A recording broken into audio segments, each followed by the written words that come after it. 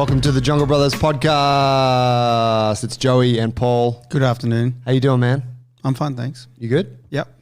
Guys, thanks for tuning in. It's Friday afternoon, little catch up. Paul and I sipping coffee, the Panavore coffee. Big shout out to those guys. They're holding down through lockdown, still open, still providing the goods.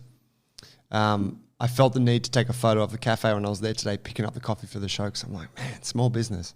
Lockdown's just been extended. Whatever. I feel like I say that every time we jump on the podcast. I don't want to blab on about it again. But, you know, you see the small businesses and then you see the ones that are closed at the shops and you're like, fuck, there's people that are hurting.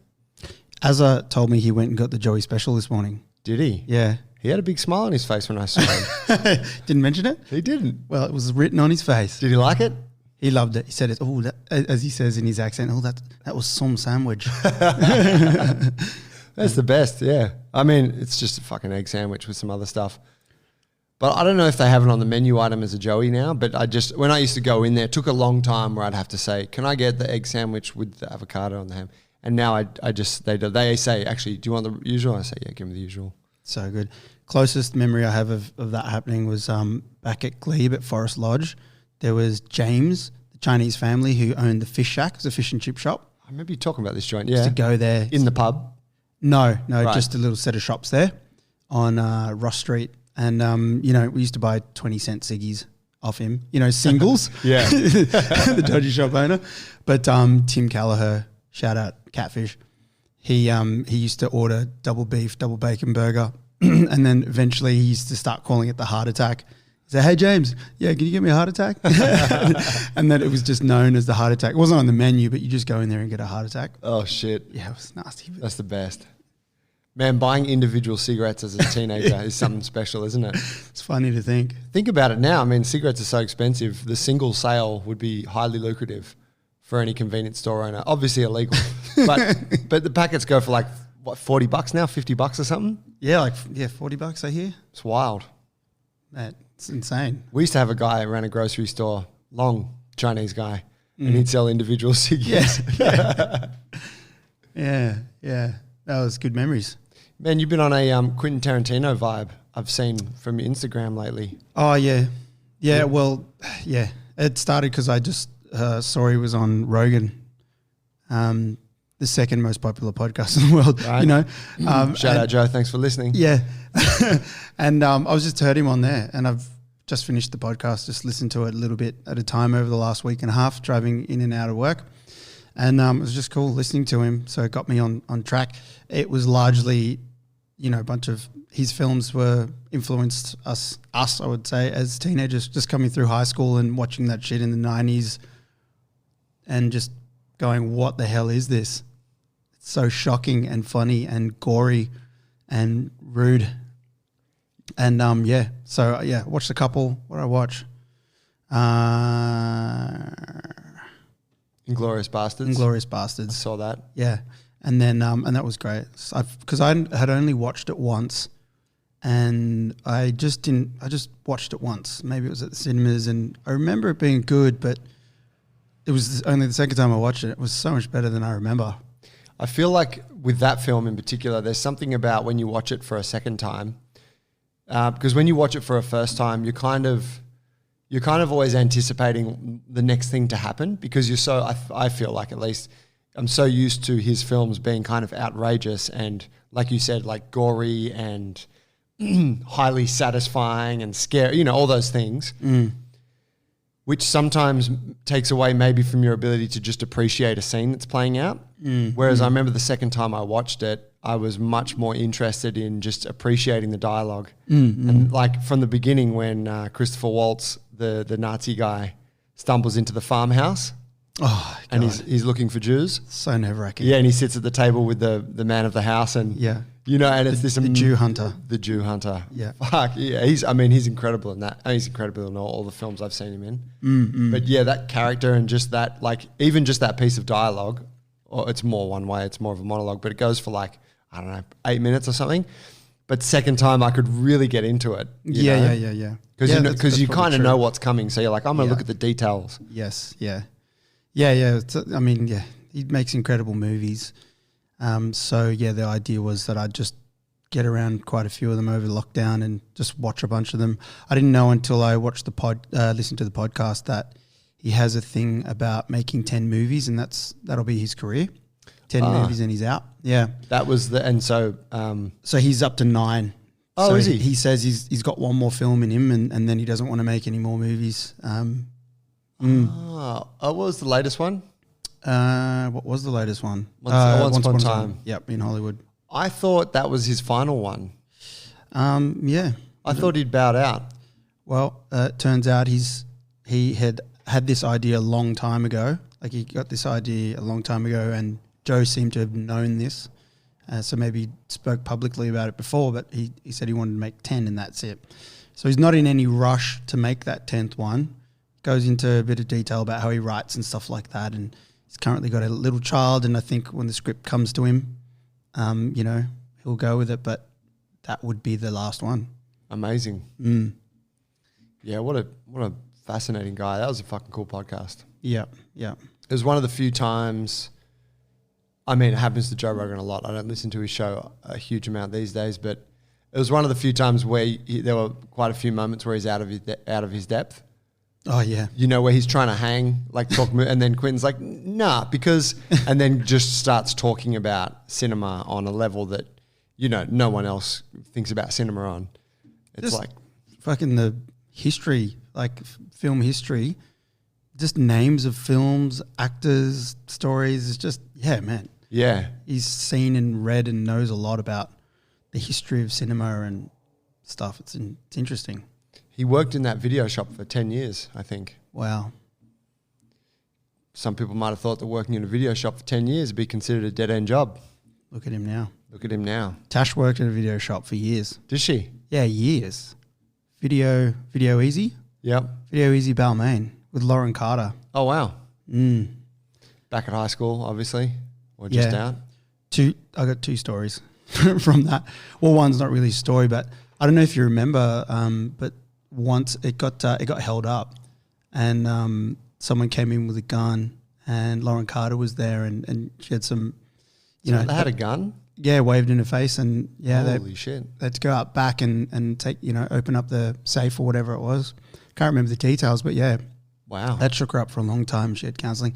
The What other, thing? yeah, I know.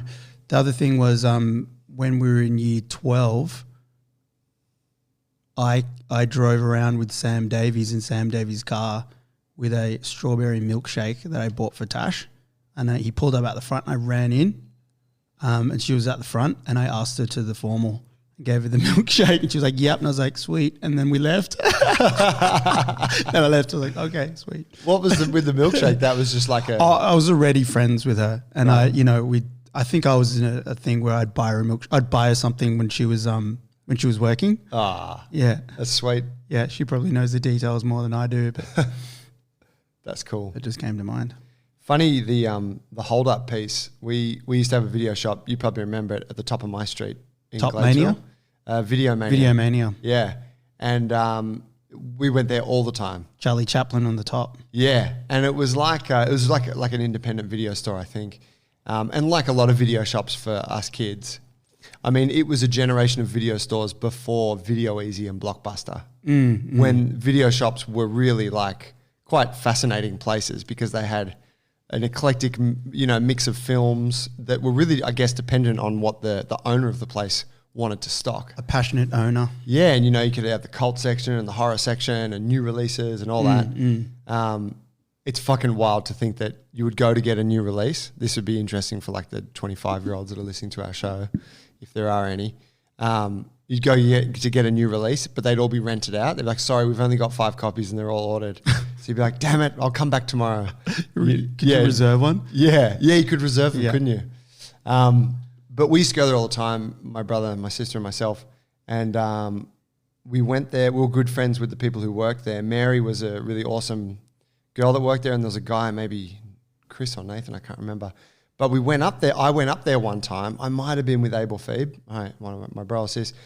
But just as we walked in, a guy ran out, and we walked in, and they'd just been held up. Oh, But the guy just held him up with a needle over the counter. He just kind of put the needle in, I think, Mary's face and was like, give me, whatever's in the till. She's like, here's $25. Fuck. Yeah. And then I remember we chased the guy. The guy that was working with Mary, who was a fella, he ran out and we ran out with him and we chatted. There was no one to see. Yeah. Fucking a lot of shit went down in video stores. Gladesville, mate. Ladsville. Get stabbed with an AZ needle. People think I'm a softie, They don't know about my hard upbringing. That's so funny. No, on video stores, like I'm kind of going back to watch these movies because I've grown frustrated with the Netflix browse, the 45-minute Netflix browse, and then making a decision where you're like, I'm dissatisfied with this. You're not all in. No. And I've been getting this with Spotify too, especially if you don't listen to, and I listen to mainly mainstream stuff that are accessible on there, but there's a lot of like hip hop catalog that is just, there's a whole lot of it that's just not on Spotify, even stuff that I know, and it makes me realize that it's kind of just narrowed me up into this middle lane, but there's actually heaps more stuff out there and movies, but they're just not available on the platforms that are most convenient. The other thing is the process of selecting a movie is just fucking shit. The way that you've got categories and whatever the algorithms that have those ones that pop up. So first of all, the pool's really small, and then it just sucks. Whereas I used to love video shops, and you'd go in and walk through, and you'd see so much more variety just in front of you as you're browsing through, and you might pick. I moved around a little bit, but the one video shop, there was a lot of good ones. The one that I had some good years at was the one at Drummoyne. I think it was a Video Easy by then, but it was just a good one. It was there on Victoria Road, and it was just good browsing, and I'd go in there. We were working at Fox all the time, and I'd just go in there and walk out with like 7 to 10 DVDs. Oh, yes. And you'd just go, like you'd never dream of doing that now because you can't watch that many. Who's got time for that? But like you'd get a new release, something like that, and then you just go, boom, something 90s, boom, a Western, and then you just have a whole bunch of shit. I'd probably only watch, 7 out of 10 of them, and then you just return them or just have them for a couple months, and then when you pay the fine, it's like 50% if you pay up front. But yeah, just that selection, like how you can walk through and just watch. So now I'm thinking I want to watch some old movies again, Yeah, there's a discipline in it, isn't there? To go, okay, I'm going to watch an old movie that I know is maybe not going to be quite as like polished or as action packed as like what I'm craving right now. It might, there's some of the scenes are a bit drawn out, the sound's not as good, like little things like that. But you kind of like you know that it's like somehow more a richer thing a richer experience that you're about to have, rather than like we just watched How to Be a Tyrant on Netflix. Which is an interesting little 6-part miniseries on famous tyrants. Hitler, fucking Saddam Hussein, Gaddafi, these types.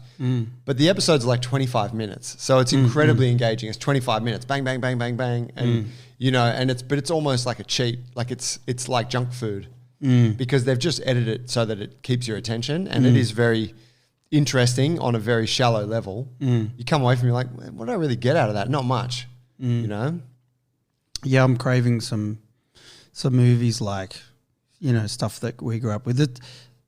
Nowadays, it seems like movies are... Double Impact. Things like that. Bloodsport. Yeah, like where's all that now? But there is genres missing from back then, in a way. Like it feels like, there's no Hong Kong movies at the moment that I know of, or maybe I'm just stuck in this middle lane. I wonder if there'll ever be any Hong Kong movies again.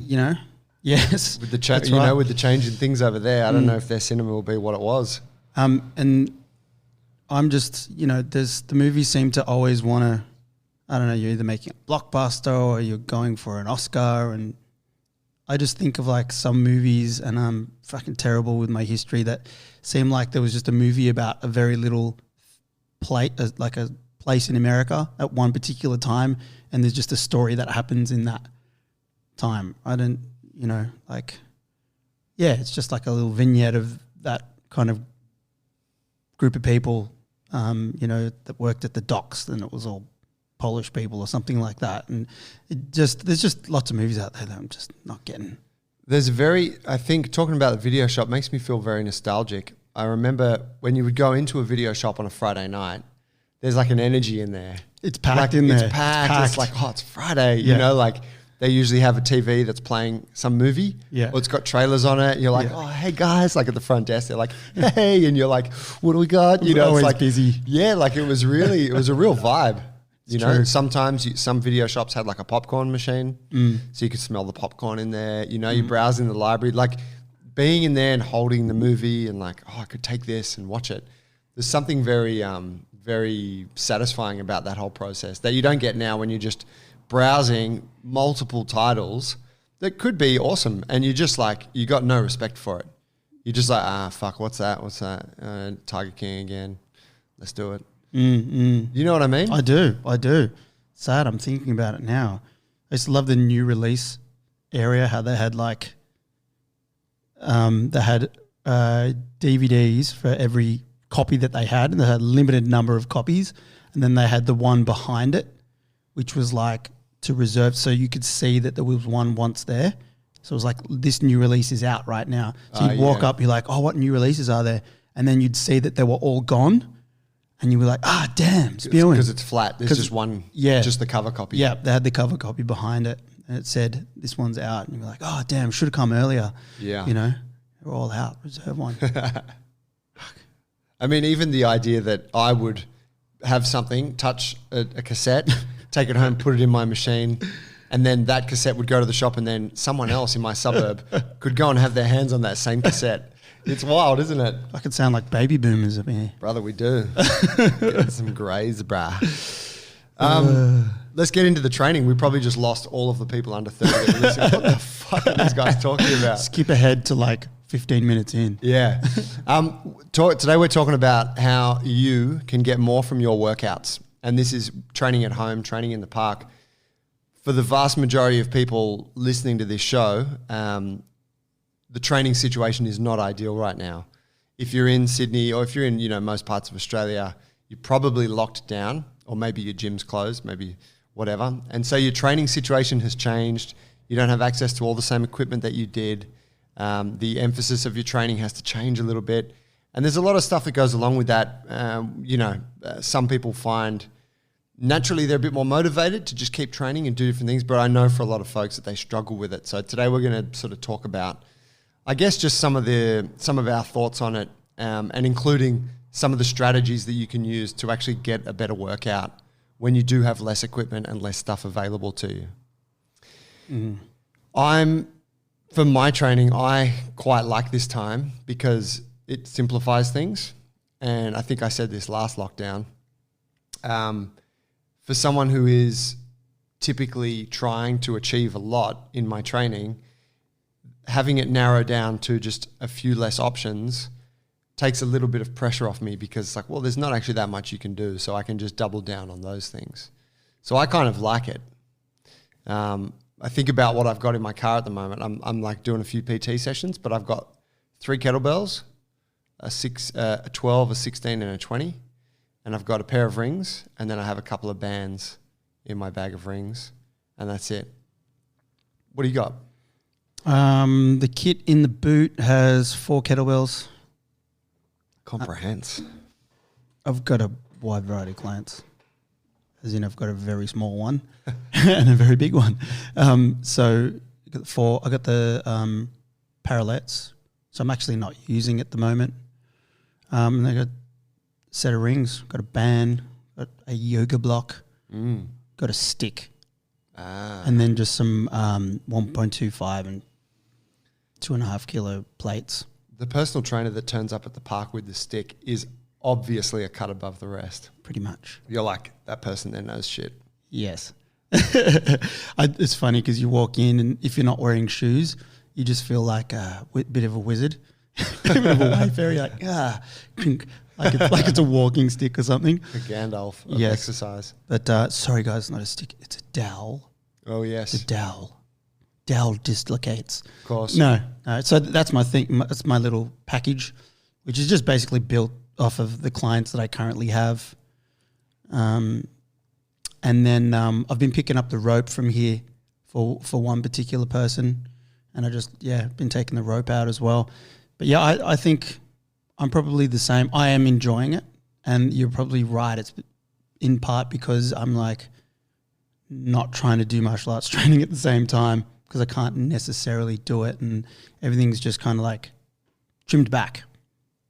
Yeah, I train a group of jiu-jitsu people, my bulletproof group, and they're all feeling a lot better in their bodies at the moment with the lack of jiu-jitsu. Because you only realize once you don't feel it, but there's like a daily soreness, isn't there? Like you get this too, a daily soreness and like a little bit of joint irritation from that style of training that you kind of, if you're training regularly jiu-jitsu, that you just have that all the time. So when jiu-jitsu is off, all of a sudden that thing drops away and you're like, holy shit. It's kind of like if you've ever, do you ever notice when you walk into a place and the power's off? Like if you turn the main breaker off in the gym here or at home, you can sense that there's like a hum that's gone, and you're like, oh, it's really quiet in here. And then you turn the power back on, and you feel that hum kick back on, and you're like, oh shit, I'm living with this like 24/7. It's kind of like that. I know what you mean. But one of the guys actually said to me, he's like, man, I'm feeling like happier. He goes like, I mean, I fucking love jiu-jitsu and I can't wait to go back. But he's like, it's almost like the going to jiu-jitsu in the evenings, it keeps me kind of aggressive and hungry. And he's like, I'm in this sort of fight mode. And he's like, without it, I'm just like, that's gone. So he goes, I'm just like, he's even smiling more, I can see. I'm like, is this the Black Prince? The Dark Prince. The Dark Prince. Yeah. Yeah. I can't imagine it, but I'm sure you're telling the truth. Yeah, he's the less Dark Prince at the moment. Okay. Turns up with a smile sometimes. It's something, And so, there's benefits to having reduced amount of options on the plate for your training. Yeah, it's like being on holiday as well. Like, it's a good rest. It's a good rest from something, intense, like BJJ. Like I go on holidays and take a good time off for a week or more, and then it's like, oh, this is another way of being. I have been holding on to something that I just didn't realize because that was my norm. Yeah, I'll take you back to when I was first PTing in the park, running very early Jungle Brothers classes. Story time, kids. Story time, guys. At Surrey Hills in Harmony Park. And I had the van that I drive now. And I didn't have many people in my group. I think maybe at its peak there were like 10 people that would show up. It was and then, there was like 2 classes a day or 2 classes a morning. I do 3 mornings a week. And I think one of the classes, there was only ever maybe 4 people in it. It's pretty small. But at the time, I was very into CrossFit. And it was very barbell focused. So I was like, my training every day was like heavy deadlifts and squats and cleans and snatches and, the Olympic stuff. It was great. I was loving it. And where were you doing that at? I was doing that all around the place. I would do it at Anytime Fitness where I was PTing, which was not a good place to do that kind of lifting, but I would do it anyways. And then I would also train a little bit at my mate Glenn's gym, CrossFit Bondi. Yeah, pretty much between those 2 joints. Is that still there? It's still there. He doesn't own it anymore. He sold it some years ago to a nice South African fella named Quentin. They're doing good things. I know a few people that train with him. But so for me at the time, I was like, my training has to be heavy, and it was like, it's not a workout unless it's heavy, and that's what the barbell kind of provides. The barbell is just a simple way for you to add a lot of load to some very basic movement patterns. Like you take a deadlift, it doesn't get more basic than a deadlift, right? It's the simplest movement you can do. You would think. But doing it like technically well, right? Anyone can do it, whether or not it's good. Yeah.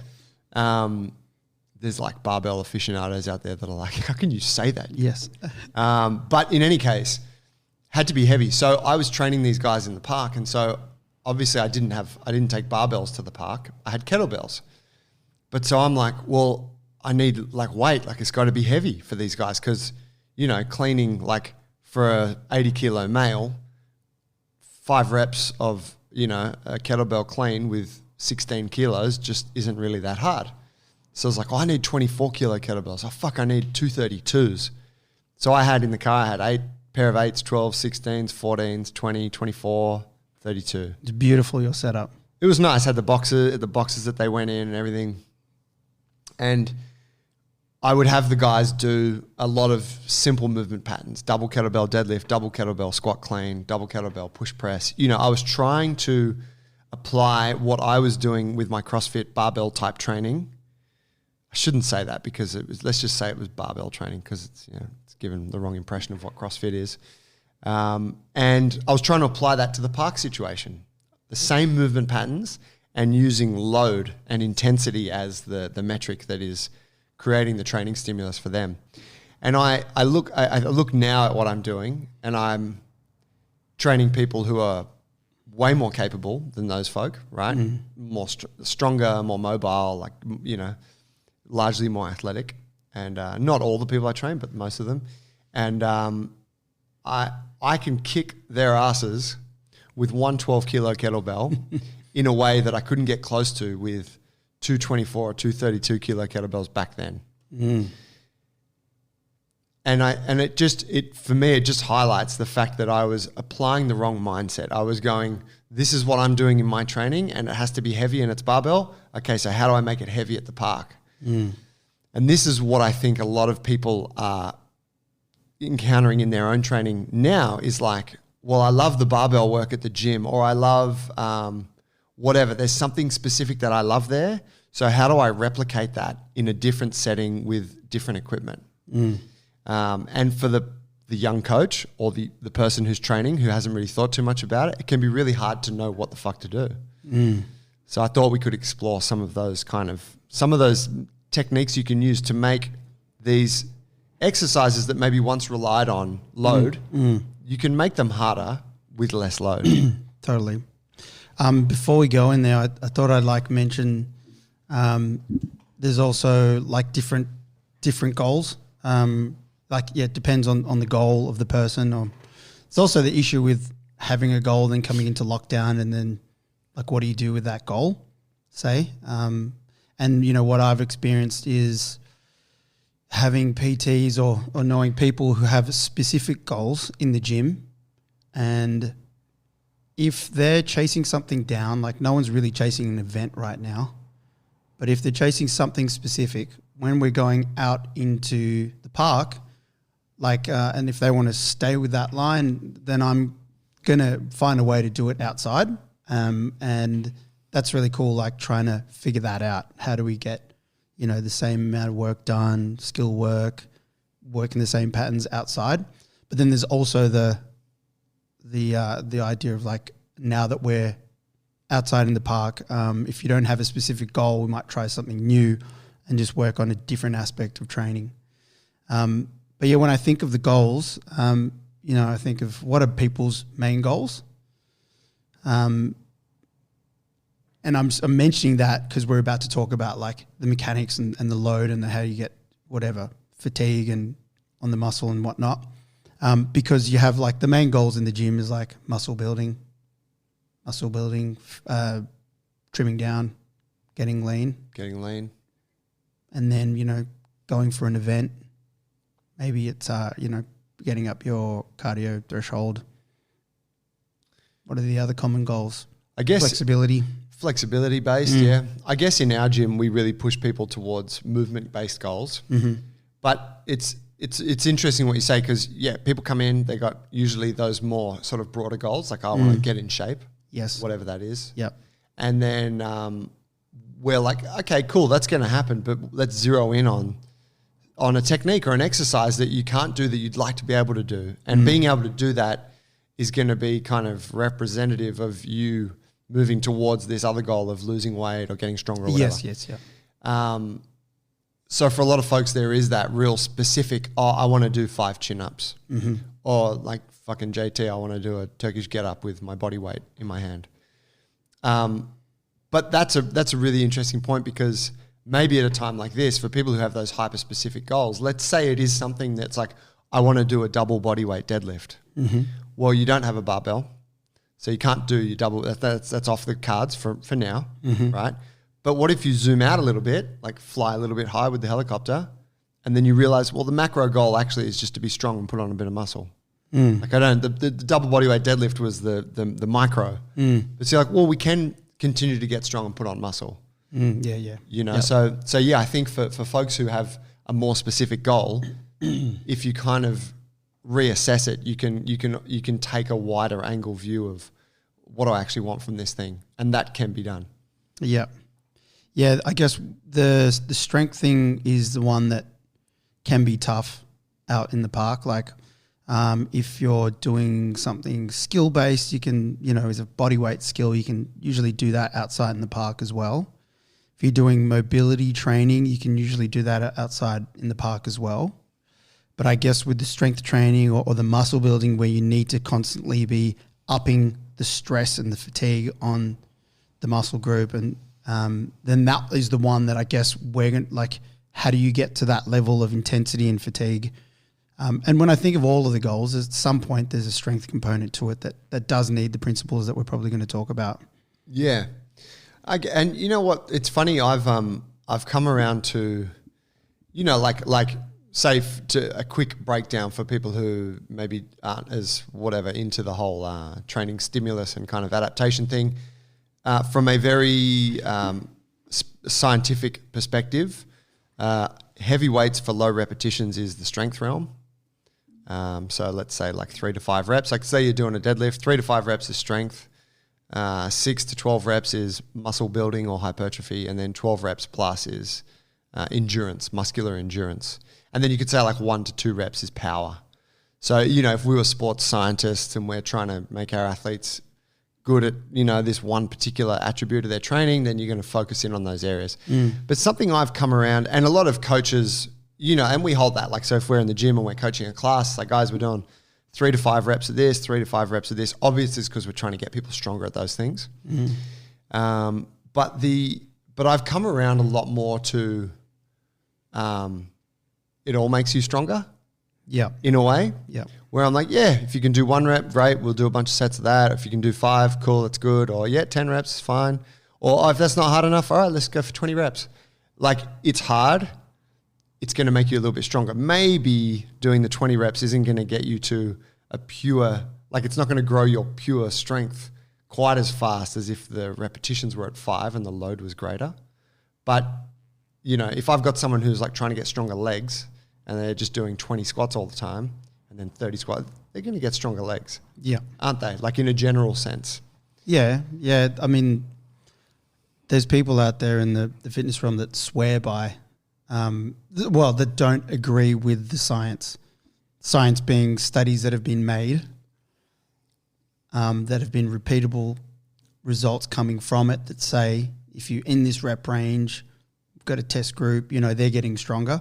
But there's people out there that kind of just don't believe it. Like, what's his name? The kettlebell guy. Pavel. Like, isn't his perspective a little counter to that, which is he's more of the lift less but every single day type of guy? Yeah, he's a grease the groove type of guy. And sub-maximal. Yeah. Man, strength is skill. Yeah. Like, I'm not one guy who just sticks with one way either. And I tend to see that there's a lot of truth in that stuff as well. Yeah, well, I mean, it's so, you're really getting into the nitty gritty with that hyper specific, like, traditional model, aren't you? And it's really, I think, something that was designed for track and field athletes, where it is you throw the javelin once. So how do I increase your power output through this throwing motion? Sure. To the maximal capacity? Or you are clean and jerking the barbell once, you get 3 fucking lifts, So it is very binary, or kind of, it is very binary in a sense. Whereas you go to something that's like, you're grappling someone for 5 minutes. Well, was it your 1 RM strength that helped you, or was it the fact that you had good muscular endurance, or was it the fact that you were just kind of a good all-rounder that made you strong in that setting? And I think we very much lean towards that. Like, strong is fit, is also enduring, is also robust, and also, moderately powerful. in any case, don't want to lose anyone there. Getting too into it. But so here's the thing. So there's a few key ways, say, that that we can make a simple movement easy. So let's use something like, let's use a squat. Squat's a real simple example. So body weight squat.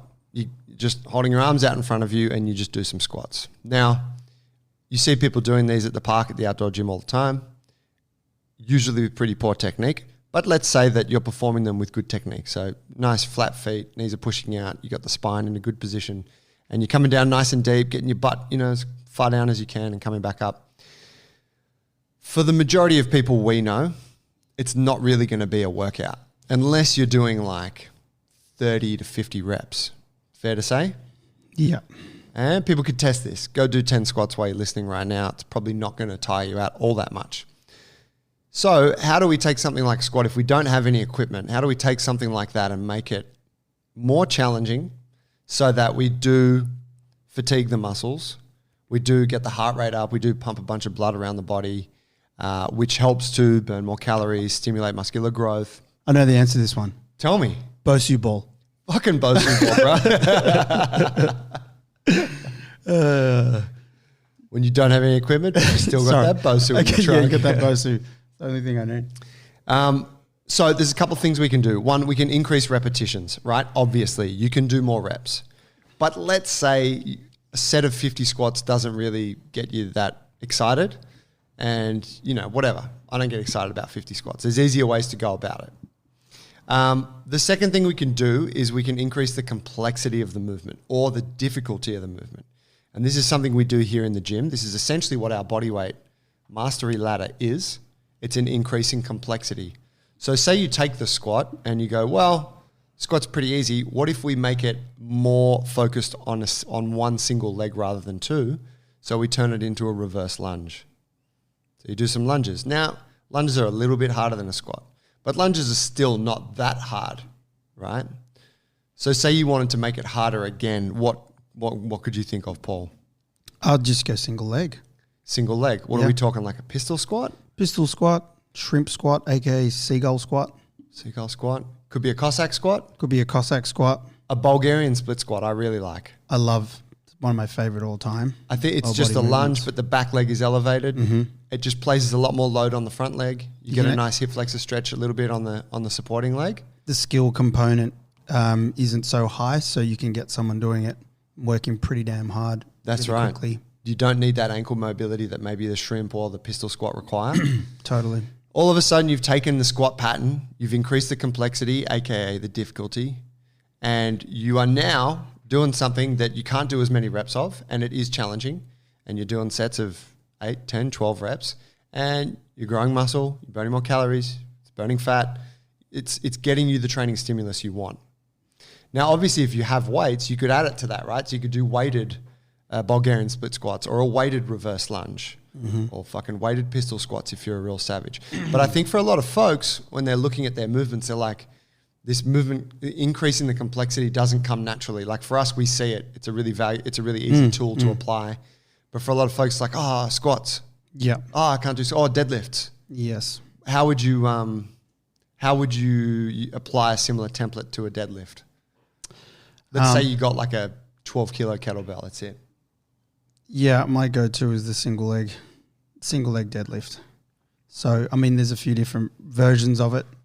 You can go the split stance. We've got the majority of the work's getting done on the single leg, but the back leg there is just lightly touching the floor. So you take the balance component out of it, and you're still driving through the one hip. But you can make it even harder just by taking that foot off. Most people aren't ready for that. They're not ready for this. Yeah. But yeah, full single leg deadlift. Full single leg deadlift, for sure. I like that. I used an exercise in the park today that's reminiscent of one of your lift programs, I think. The single leg hinge jump. I love that one. Yeah, which is a single leg deadlift without weight, but because it's plyometric, so you have to jump and then you got to catch the landing. So it's like there's balance involved, there's explosiveness involved. It makes it real fucking hard. You get a burn out of that. Yeah. Like easy. I had Pillin, one of my guys. I had him do 4 sets of single leg deadlifts with a 12 kilo kettlebell. With the 16. And for him, the balance was a factor and keeping a good back position. So we really had to dial in the technique. Here's the thing, guys. When you make the movement more complex, it becomes more technical. There's more considerations from a technique perspective, which is why the movement's harder. And that kind of means you have to work harder at it. It's not, you can't just fudge your way through. But I had him do 4 sets of 10 reps there. And then I had him do 4 sets of 10 reps of the single leg hinge jump. And that's that's 8 working sets, hamstrings, glutes, muscles of the lower back. That's a great lower body workout. It's good when you have like that kettlebell that's like someone at home might have gotten like, oh, I can only buy 1 kettlebell, or which one do I get? I get 2. They get kind of a lighter one and then a moderately heavy one. And even the moderately heavy one doesn't do much when you're doing a bodyweight squat. It's like if you have a 16 or 20 kilo kettlebell, you're doing the bodyweight squat, still doesn't get you there. But as soon as you raise that back leg up and you're doing like single-legged, like with the Bulgarian split squat, for instance, and you're front racking 120 kilo kettlebell, I mean, you only need to go to 10 reps and you're dying. Yeah. So like the combination of having a load, like if you can have a load, it's really great. And then it doesn't take long if you're going to change the movement and make it more complex. Together, man, you're in that zone really quickly. Yeah, it's like both roads are going back in towards the same place and it just gets harder. Yeah, and it just means booty gains. Booty gains. Let's be honest why we're all here. The amount of booty gains I've seen at the shit at the parks are so good to watch. Oh, like just in other people's sessions that are going on? Yeah. There's a girl down there that is just clearly all about booty gains. It's really funny just because every session Sophie, PT? No, shouts. Sup, girl? No, but it's just funny because it's like every day, every session, she's literally just working the same area. Hip thrusts, which is jump lunges. No, I just find it, and it's a great movement, but it's like my favorite one to laugh at, which is the 3/4 back step with the band between your ankles. The 3/4 back step. Something like this. Oh, yeah. Like that. Yeah, right. It's like you're kind of stepping backwards in a 3/4 with a band between your ankles. Yes. And you have to stay nice and rigid. And it's just, I just find that really funny because it looks like and it just looks like they're waiting for like someone a present or something because the stance is like that. Mate, the advancement in glute training in recent years due to Instagram influence and whatnot is just off the charts. It's actually raised the standard of lower body strength training on the whole, I would say. Like, that's a good exercise. You got some PT in the park doing it. You look at, like I saw some guy on Instagram who was like posting stories about his clients and it was like training session and all it is girls who are like between, I don't know, like 20 and 24 and all they do is like lunges, glute bridges, those things. Like it's just a butt session every day. Well, that's what this girl does. And she hits it from every angle. And I'm like, oh, I haven't seen that one before. That's actually a good movement. And I was like, I'm going to use that. Steal some shit. Yeah. But potentially in the past, that style of coach would have just been doing some dog shit functional training, Bosu ball exercise that they saw. You know what I mean? So maybe it's come a long way for them. So we've got options there, right? Another technique we have or another thing we can do is to slow the tempo down. And this doesn't come to people because this is hard. This requires discipline. But let's say, and I would encourage people to try this, let's say you're doing the bodyweight squat. Try your bodyweight squat now and count 10 seconds on the way down and 10 seconds on the way up. So it's a 20-second rep. I can guarantee you that after like 5 to 10 reps of that, you will be smoked. Now, if we're talking about that same thing, if you got a little bit of weight, you apply a little bit of weight to that. Maybe you don't have to go 10 seconds. You could just go 5. But using a slower tempo is going to place the muscle under tension for a longer period of time per rep, which means that per set there's more time under tension. And not to get too technical, but this is going to fatigue the muscle more. It's going to elicit more gains. Absolutely. You fuck with tempo much? Yeah, for sure. I mean, I guess with the tempo, because we've kind of talked about mechanical advantage or disadvantage with like changing the complexity of it. And then going to the tempos, when I look at tempos and then you were talking about like reps, you can just add reps. I see them as like all the variables and then the actual amount of load. So yeah, I definitely do that, and I'll do all of those options into one where I need to for someone. So yeah, I'll do the slow tempo squats, and I'll also do them for high reps, and then we'll do slow tempo single leg work. I definitely use it all the time, and now more than ever.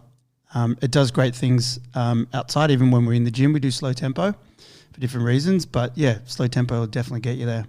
Requires a little bit of concentration, kids. 10 seconds, and I don't want to do a bodyweight squat for 10 seconds. Oh, dude.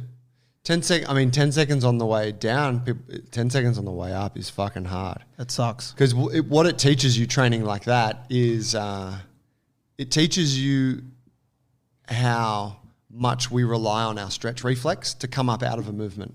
Totally. The stretch reflex for folks is like this cool thing that happens in your body, in your muscles, where you go down into your end range and there's like a stretch loading of the tissues that gives you like this elastic response that allows you to pop back out of it. So if you think about going down in a squat and then you go boop and you pop back out of the squat, stand up. Whereas if you say 10 seconds down, 10 seconds up, or even 5 down, 5 up, you restrict the stretch reflex and all of a sudden it's just pure muscular tension and it's fatiguing, isn't it? Like it's really fatiguing, which is why it needs focus. Especially when you add that pause in the bottom. Oh, yes. So you can do the 10 seconds down. You can do fucking 10 seconds on the bottom if you want, and then 10 seconds up. I mean, maybe a more moderate place for folks, and I think a tempo we like a lot is 4 down, 1 hold. And then if we're talking like, man, you're doing squats and you got no extra weight, try 4 seconds up. So it's 4 down, hold for 1, come up for 4, and then go straight back down. Mm-hmm. There's another one here that we got, the bodybuilding classic, the favorite, and also good for tendon conditioning, partial repetitions. Tell me about it, Joe. Well, partial reps. So let's say it's the squat we're talking about, and you, instead of going down all the way and then coming all the way back up, you could go down all the way, and then you could come up half the way, and then you could go down again, Okay. and then you could come back to the top. So you've just got like a W. You've gone down, halfway up, down, back to the top. Now you've added, again, more tension, but by stopping the movement partway through, you increase the load on the connective tissues at that specific angle, which I've learned is beneficial for rehab, which, you know, and if you think like, if you're not rehabbing an injury, it's just good for conditioning and making your ligaments and tendons stronger. So it's good for the knees, it's good for the elbows, shoulders, etc. I really like to do this one, say, with push-ups. We experienced this with the Persian yoga workshop, where they do a lot of partial repetitions of things. It's built in, but it, like especially the Shenna, the push-up board, you're fucking dying because it's like these partial repetitions and also high reps and also changing the angle constantly that makes a simple movement like a push-up incredibly challenging. That's a good way of doing it. Yeah, I've been using that. I was using that with Janet, the 1 1/4 squats, which is the partials as well. But I haven't actually applied it to anything else really. I'm a big fan of the partials with the squat because of the specific knee angle and just like you said about the knees. It's really good for jumping and getting strong right in that spot. So it's good to hang out there more and get stronger there. But I never thought about it. I haven't really used it for push-pull or anything like that. Partial reps. And, I just never – but that's cool. It's a beauty. I mean, I'm going to kill some people with that next week. But yeah, thanks. I think it's a bit of a bodybuilding staple. They've always liked it. Yeah. I remember we used to do 21s when I was a young guy at the gym trying to get big. And it was yeah. Yeah, you would do like the half of the curl at the bottom half for 7. Yes. And then the top half for 7 and then full reps for 7. Yes. It's got to be 7s. Yes. Any other number, you don't get the growth. No. But that was really handy. And I know that when I was doing my knee rehab with Justin Lang down at Live Athletic, champion guy, we should talk about his Instagram post. It's a real good one. But he uses partials for tendon conditioning. So he does, you do all the way down, 25% of the way up, all the way down, 75% of the way up, down to 25, up to 50, down to the bottom, back to the top. So you're hitting like every quarter of the movement. Yeah, it's fucking brutal. And they would do it on like, he would use it on like isolation work. So leg extension, leg press, like, and man, you're smoked. Like you don't need a lot of weight and you're really burning out. So, you know, for folks who are listening, apply something like that to a Bulgarian split squat, say, and it really gets fucking hard very quickly. And it's quality. Like it's going to expose things in your movement that you wouldn't have otherwise detected if you were just banging out full reps like usual. You'll realize, wow, I'm really weak in this certain position, or I actually don't have good control in this movement, or my fucking foot's all over the place and I can't balance here. I want to try some. I like that a lot. It's more than 1 1/4. It's like a bit here, a bit there. Yeah, full range there, a bit more here. It's potentially hard with upper body to go to that degree because the limbs are shorter. Yep. Whereas with the legs, it's, I don't know, seems a lot easier to apply like 25% increments. Yep. Anyways, there's a few techniques there for folks. Increasing the reps, increasing the complexity, slowing down the tempo, or partial repetitions. And here's the thing, like when you're looking at a good workout, you really should be able to make this stuff happen for you with very little. Like as an example, if I'm walking to the outdoor gym and let's say you don't have any equipment and you're like, I'm approaching the outdoor gym and what the fuck am I going to do today? It's like, well, okay, the squats are an option instantly. So start with the bodyweight squat, or if that's too easy, do a Bulgarian split squat, or if that's too easy, do a shrimp squat, and then apply any of those, you know, push the reps up and down, slow the tempo down, or do the partial reps like that. There's no one that's going to escape pistol squats or shrimp squats with those techniques applied to it. Let's say we're talking about more hamstring or more hip dominant work. So you've got single leg work, right? So even just a single leg deadlift without weights, like an aeroplane, where you're coming down, coming back up, hinging, that's fucking hard. But single leg bridge, or just a regular bridge on both legs, or you could elevate the feet. So you got your feet up on a step now, or you know, up on a little wall, and you're doing glute bridges, or single leg glute bridges. Man, you apply a slower tempo to that. You apply some partial repetitions, maybe a pause at the top where you got maximum glute engagement. Like that will make for a really tough lower body workout. The thing is, and this is what I go back to with what I was doing this morning with the guys, is like there's a refinement in the training that you learn as a more experienced coach that you just don't possess as a younger coach, like because you just think I need heavier weights or whatever. And this refinement is like if you can enact it, like if you can train those movements well and stick to the tempo and stick to the standards and do the required amount of reps and whatever, it becomes a really high quality workout. Yeah, totally. Yeah, I've got a couple of the boys on shrimp squats right now, and they are smoked. As soon as they're smoked with it, you know. And it takes, you know, with anything, especially bodyweight movement, it's different if you haven't done it before. There's a conversation that has to happen, which, you know, in the past, I think I didn't have this type of conversation what build. Was the convo? The convo is just about getting them to understand what we're trying to do. Like say, I'm trying to get you strong, but it requires a level of awareness when you come to bodyweight training. So this won't work unless you fight really hard for this rep, you know, and it takes a couple of sessions you can understand it, but then to feel it and then get to that level of intensity is tough, especially in the more challenging ranges. You know what I'm saying? Yeah. So it was a bit about having that conversation. But yeah, they're getting smoked. They started off and it's very much getting assistance from the back leg. So it's mainly on one leg and a little bit of assistance. And week 2, they're doing, you know, really good eccentrics all the way down and they're quivering, you know, and they're like, yeah, to get out the bottom.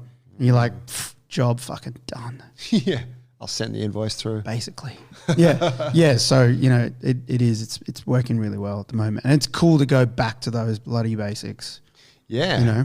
Because you're almost spoiled when you have access to all the gym stuff. You're like, let's just chuck some more weight on the bar and just keep squatting today. Correcto. But it's like, let's try some different shit, because it brings about like all those different things we mentioned before, but it brings about like new ranges of strength. and it brings about more mobility in different areas. And they're things that you otherwise may have left on the table. And, you know, so yeah, there's so much benefit to it. I've gone back to locomotion as well. Just not fully, but just using that with a couple of the guys. And man, it's so good. How do they like it? It's fucking challenging. It's smoking them, but it's also a fun way to train. And yeah, we're talking about low gait movement. Moving along the ground, supporting with your legs and your hands, and different configurations of crawling or sidestepping. And yeah, they really love it because it's kind of engaging because it's like, fuck, you want to do something and you want to do it well and you want it to be, and there's some cool movements involved. And if you want to try and get those cool movements, you've got to practice it for 6 meters. And you get down there and you're like, fucking hell, this is hard. Yeah. I've done one lap. So it's really good. Plus the ranges is like, you don't work those ranges as much. Like your knees are often really flexed and your ankles at its end range all the time. So it's just really cool for the hips and the groin. But yeah, even just as a lower body finisher. So yeah, doing the squats and the hip hinges and then doing some loco at the end. It's good. It's good. It's like, oh, my knees feel really good. It's getting me amped for some loco. I haven't done any for a long time. Oh, yeah. I haven't touched it since my knee surgery. Of course. Yeah, I'm like, fuck yeah, it is good. In the sun, on a nice patch of ground. Right. We're on the basketball court up at Borrolea. Basketball court, that's the one. And it's like begging for loco. It's got lines. You got a Yui boom box. Yeah. So yeah, a bit of that's awesome. And Dylan's going all the way in on that loco at the moment, and it's getting me amped. So yeah, I've been doing a little bit, but I want to do a session with him actually. That'd be cool. Yeah. What we were talking sort of before the show, and this maybe a couple of just points to wrap up on about some of the changes in perspective relevant to this training through a period like this. One of them was, and this is kind of goes back to that young Joey thinking that it's got to be heavy barbell stuff everywhere. And if I can't do barbell, well, what the fuck can I do? And I think one of the big things there is making do with less. And we're talking about Justin Lang's post on Instagram. Yep. What's the idea there? Yeah. So we were talking about ways that you can make a workout work, with what your current goals are, or you kind of on the same path and training in the same direction. So there are ways of learning how you can make that, you continue on a similar path.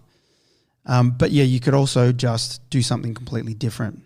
And yeah, Justin Lang was just talking on Instagram, and he just put it really well, just about not clutching onto what you had and trying to take this as an opportunity and a potential blessing to do something else. It's kind of like one door closes, one door opens type of situation. So yeah, just looking at the goddamn positives. I mean, we're outdoors. I'm outdoors. I'm immediately using the outdoors for my sessions with my people. Yeah. Part of it I have to, part of it's like, this is awesome. I can actually do things out in those sessions that I can't do in the gym, and I feel obliged to use the space, which is really cool. There's hills, there's slopes. There's basketball courts. There's basketball courts. There's like you don't have that at the gym. No, and there's no space. Yeah. You can't run, and you can't drag kettlebells across the field and stuff like that. So it's just making light of the situation and potentially looking at what doors are open here, because there is, and this is why we do what we do here. We have so many ways of training, and we enjoy, seeing other ways of training, and there's all different types of disciplines, and it helps because when something like this happens, for us, it's kind of like, oh, I can do this for now. And maybe people out there don't have that opportunity. And I guess that's the message. It's like, yeah, you do usually do bodybuilding or whatever it is that you usually do, and now you can't quite do it. Maybe look at the stuff that you've always kind of looked over at that side of the park and someone's done, or at that side of the gym, and going, oh, yeah, maybe I'll just bite the bullet and Google something or reach out to someone and try learning something new. Or jump onto the Jungle Brothers online program. Babe, so click. Give me a call, man. Yeah. That's a good point. I think about something I've found mildly amusing of late is at outdoor gyms. You see these people come down who are not usual outdoor gym folk, and they've come from Anytime Fitness or Fitney First. They bring it with them though, and eh? they're like, how are we gonna make it work here? And it's like it's all about like trying to replicate the exercises, and some of them bring like little dumbbells and some, you know, trying to get the bicep curls, and you're like, all that shit's cool, but it's like there's exercises to build the biceps.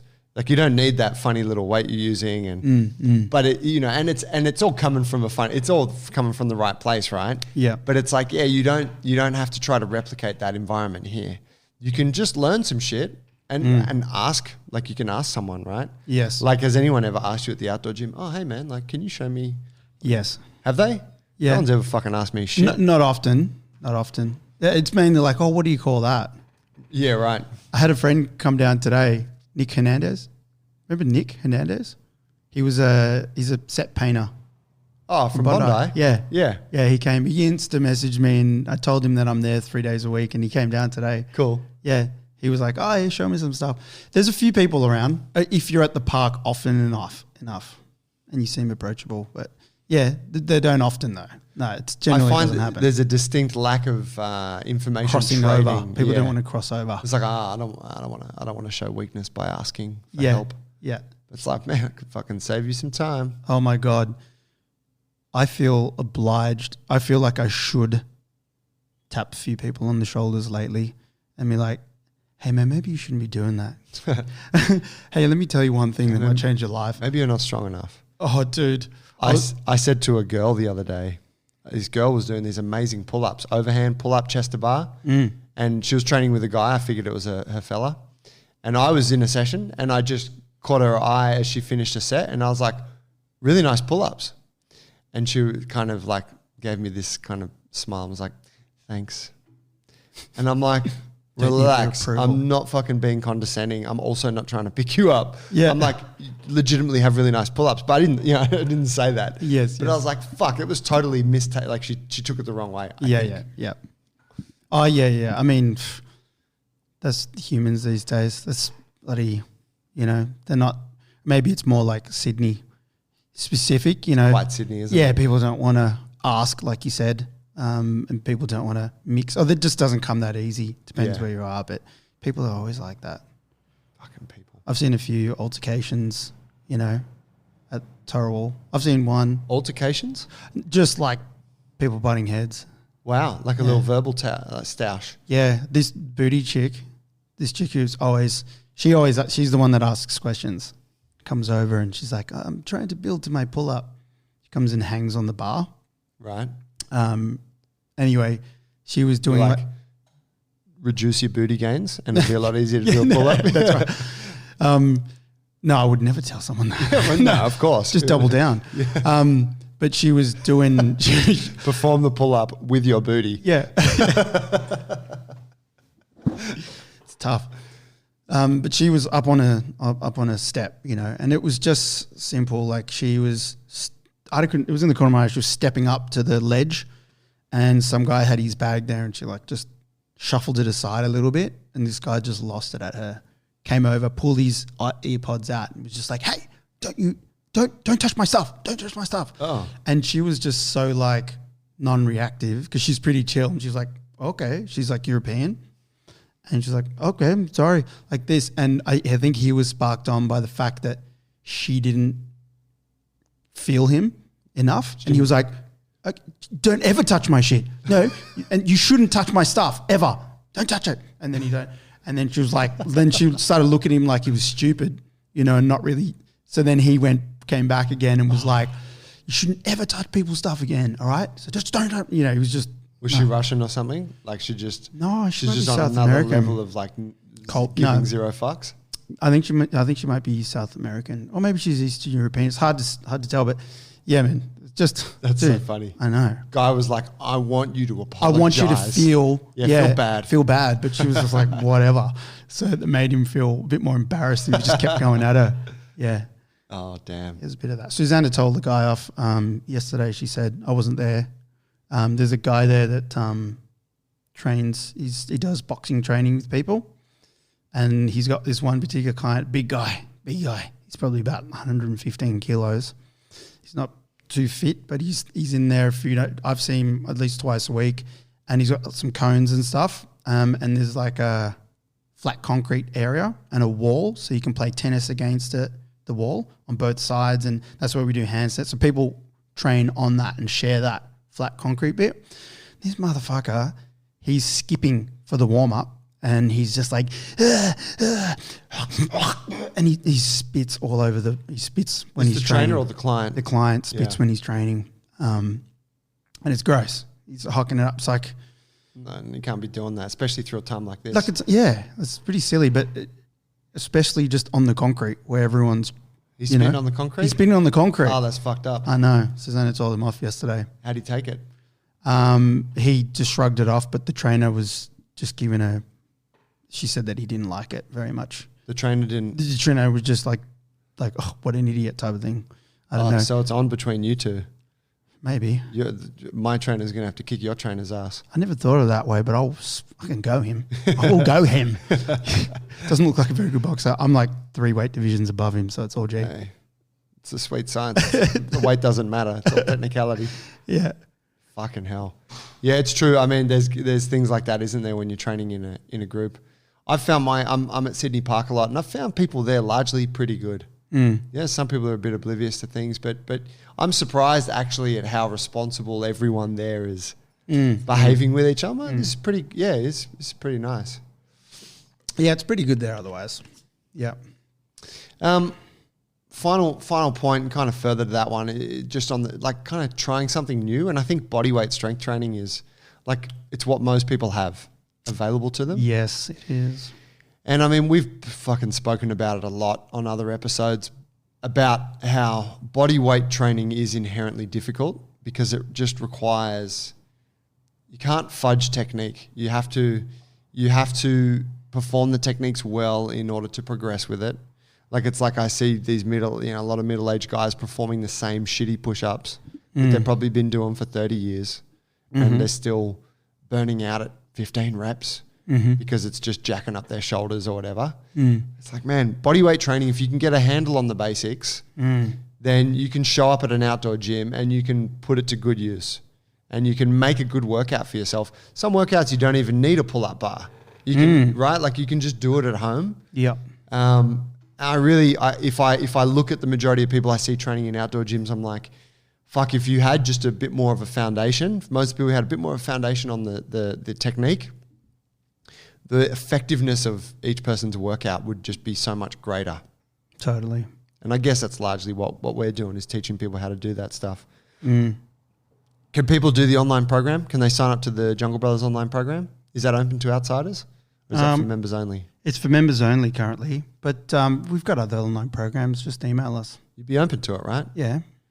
It's more about making sure people understand the right foundation before they start it, isn't it? Exactly. So that's the thing that needs to be addressed. Exactly. I'll sell it to you straight away, but I wouldn't want to do it unless you are actually going to, I want you to get the best out of it. Yeah, of course.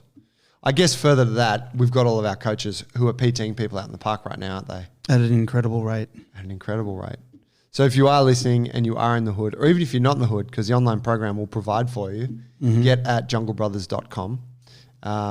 And Paulie will talk to you about what the options are, whether it's face-to-face thing or it's an online thing. But I mean, I look at our members here who have come in just as regular folk with, a little bit of training background, but no particular huge interest in exercise. And they go through the roots masteries in bodyweight and they learn these foundational movement patterns. These people can once they learn that shit, they can go and apply it to their training in the park or at home, in the garage. And it enables them to be so much better at what they're doing. And when they're better, it means they extract more of all of the things that they want from it. They get stronger, they build more muscle, they drop the body weight, all that stuff. So I think that's incredibly valuable for folks. If you're listening and you're like, I need a point to start, go and learn how to do some basic bodyweight training. I'd say there's a good majority of the people that train here who know all the shit that we just talked about. Like a lot of them know how to train themselves, which is great. Yeah, but I would say the majority of the gym learned it here. Oh yeah, that's what I mean. That's what I Yeah. mean. Yeah. So we're in lockdown and they're doing pretty good. And you train them online, you catch up with them, and you see them doing it online, and they know what they're doing. Yeah. It's cool. We're going to wrap it up there. Mm-hmm.